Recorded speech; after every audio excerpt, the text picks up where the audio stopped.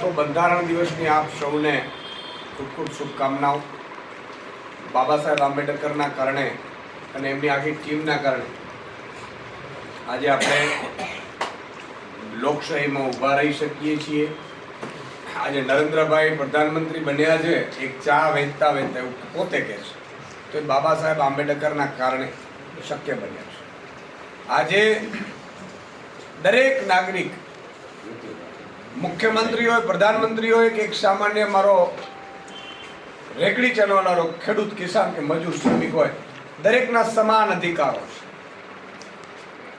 આ બાબા સાહેબે કર્યું જે એ સમયમાં આજથી 75 વર્ષ પહેલા વિચાર પણ નહોતો આવતો. ખરેખર આવું બની શકે ખરું? શાહુકારોનો જમાનો હતા. શાહુકારો બધાને વ્યાજે ધિરાણ કરી નાખી ગુલામીમાં આખી જિંદગી જીવાતા હોય. એક એવી પ્રથા હતી જ્ઞાતિવાદ, જાતિવાદની, કે જેમાં કોઈનો રકાબી પણ ચા પીવા ન આપે. એ સમયમાં બાબા સાહેબ એવું કીધું, તમામ સમાન અધિકારો ધરાવે છે. અને એ સમયમાં એમણે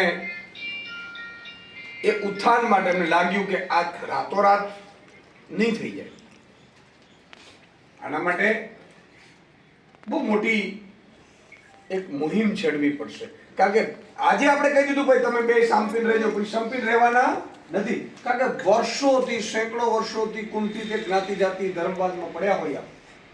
એટલે એમણે આરક્ષણ પ્રથા લાવ્યા ઉત્થાન માટે. અને એના કારણે મિત્રો આજે દરેક ને સમાન અધિકારો છે. તમેનું ચૂંટણી લડી શકીએ, તમેનું ફોર્મ ભરી શકીએ, તમે અને હું દરેક પોલીસ સ્ટેશન હોય, કર્મચારીઓ હોય, દરેક જગ્યાએ નોકરી કરી શકીએ છીએ.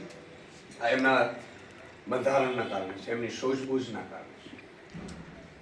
એટલે હું બાબા સાહેબને આ પ્રસંગે યાદ કરીશ.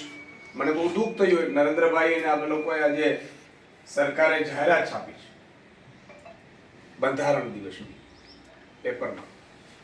બંધારણ દિવસની જાહેરાત છાપી છે, બાબા સાહેબનો ફોટો જ નથી. એમને કેટલી બધી બાબા સાહેબની નફરત છે.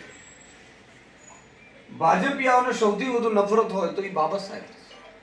હું તો દલિત સમાજને કહીશ, આખા ભારતના એક એક નાગરિકને કહીશ કે બાબા સાહેબે તમને મને અધિકાર આપ્યા. આજે નરેન્દ્રભાઈ પ્રધાનમંત્રી છે તો બાબા સાહેબના કારણે છે, બાકી તો ના હોય. તો એમની નફરત કરવાની શું જરૂર હોય? તો ભાજપના કમળના એક બટન ઉપર આપણે હાથ દબાવીએ એટલે બાબા સાહેબની આત્મા સાથે કુઠારાઘાત સમાન છે. બધાએ સમજવાનું છે કે ઘર સુધી પહોંચાડે.